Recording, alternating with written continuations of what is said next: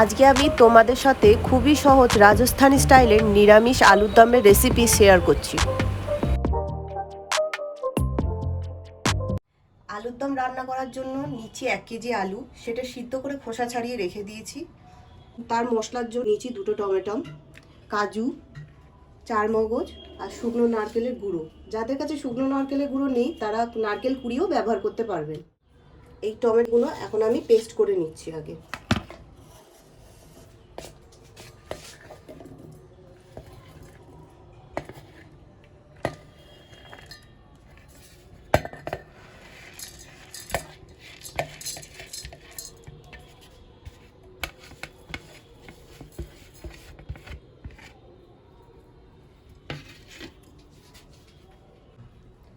এটা আগে পেস্ট করে নিয়ে আসি।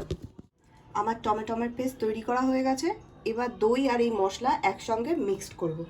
1/2 চামচ হলুদ লাগবে, 1 চামচ ভাজা মৌরির গুঁড়ো লাগবে, 1 চামচ কসুরি মেথি লাগবে, 1 চামচ শুধু লঙ্কার গুঁড়ো লাগবে আর 2 চামচ কাশ্মীরি লঙ্কার গুঁড়ো লাগবে, 1 চামচ জিরে গুঁড়ো আর 2 চামচ ধনের গুঁড়ো আর টক দই সব একসঙ্গে আমরা মিক্স করে নেব।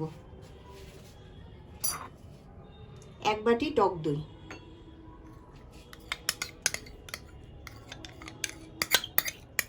এবার মশলাগুলো আমি সব দিয়ে দিচ্ছি এর মধ্যে।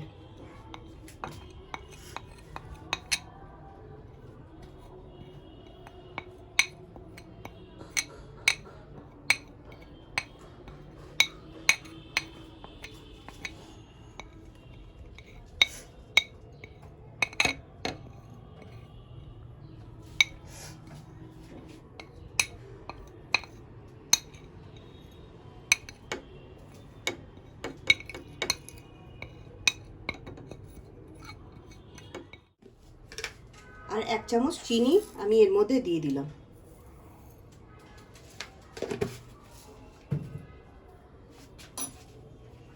এবার একটু জল দিয়ে পেস্টটা তৈরি করে নিচ্ছি।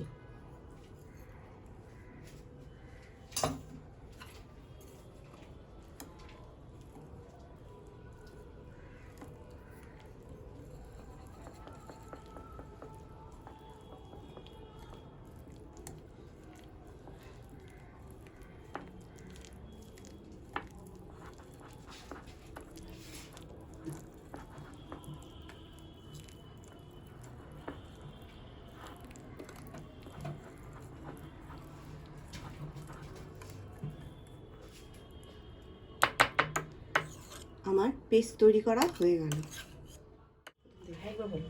এবার আমি আলুর মধ্যে হলুদ আর নুন মাখিয়ে নেব।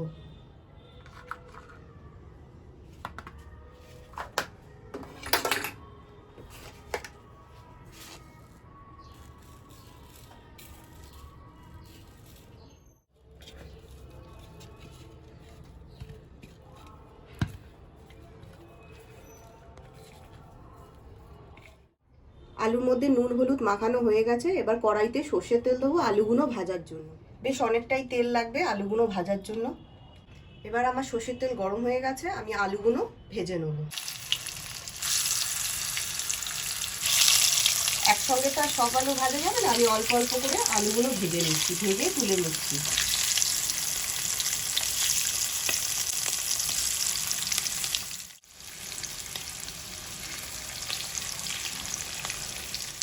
হালকা লাল করে ভাজা হয়ে গেছে।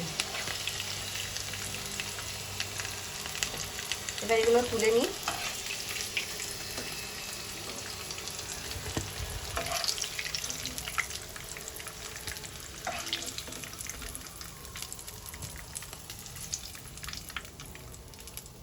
এবার বাদবাকি আলুগুলো আছে এগুলোও ভেজে নেব।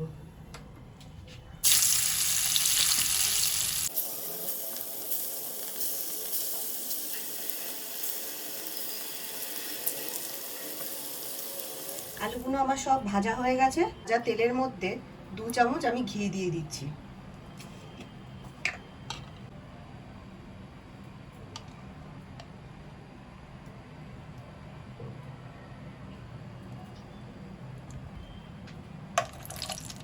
এবার আমি এই তেলের মধ্যে 1 চামচ জিরে দিয়ে দিচ্ছি আর সাথে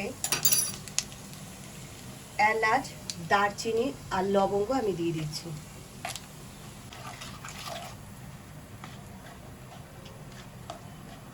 এগুলো একটু ভাজা হয়ে যাক হালকা লাল লাল করে। এবার আমি এই তেলের মধ্যে 2 চামচ আদা বাটা দিয়ে দিচ্ছি।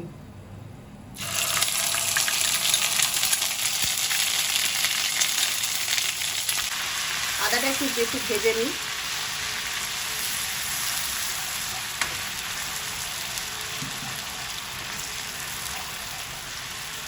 আদাটা ভাজা হয়ে গেছে।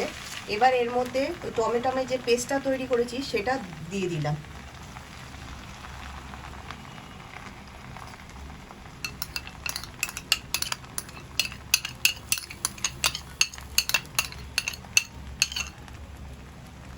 পেস্টটা একটু নেড়ে চেড়ে নিই।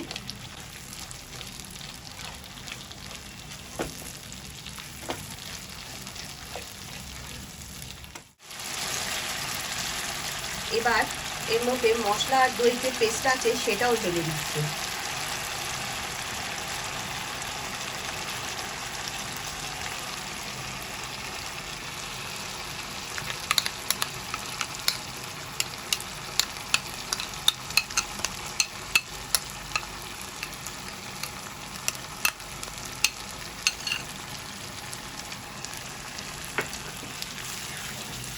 এগুলো ভালো করে মিক্স করে নিচ্ছি।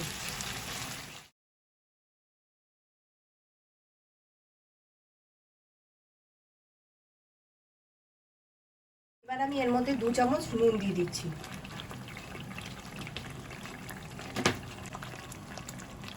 এবার আমি ভালো করে মশলাটা কষিয়ে নিই, যতক্ষণ না ভালো করে তেলটা বেরিয়ে যাচ্ছে তারপরে দুধটা অ্যাড করব। আমার কষানোটা হয়ে গেছে। এবার আমি 2 বাটি দুধ দিচ্ছি। আমি কিন্তু সস সমেত 2 বাটি দুধ দিচ্ছি। এবার এইটা আমি ভালো করে মিক্স করে নিই। এবার আমি আলুগুলো সব দিয়ে দিচ্ছি। মশলাগুলো ভালো মতো সব কষে গেছে।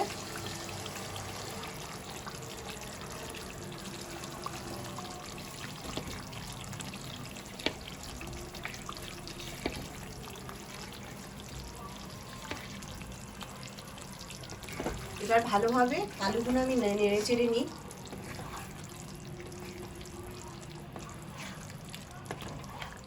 এবার আমি গ্যাসটাকে মিডিয়াম ফ্লেমে রেখে ঝোলটাকে ফুটতে দেবো আর ঢাকা দিয়ে দিচ্ছি। আলুর দমটা কেরম হয়েছে।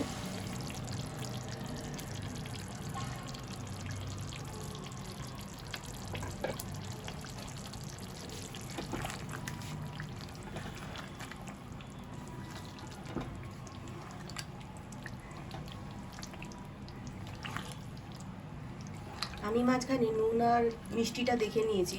আমাদের বাড়িতে একটু মিষ্টি বেশি খায়, একটু মিষ্টি দিয়েছি। যারা মিষ্টি কম খায় মিষ্টি কম দেবেন। আমার আলুর দম হয়ে গেছে। এবার আমি গরম মশলাটা দেব। এবার আমি গরম মশলাটা দিয়ে দিচ্ছি।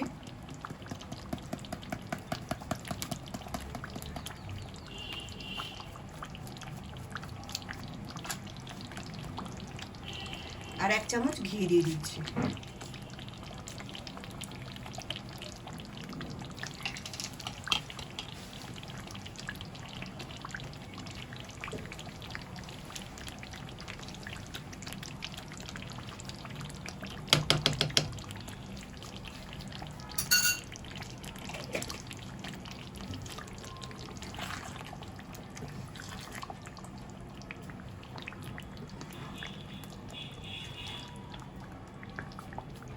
আমার আলুর দম রেডি হয়ে গেছে।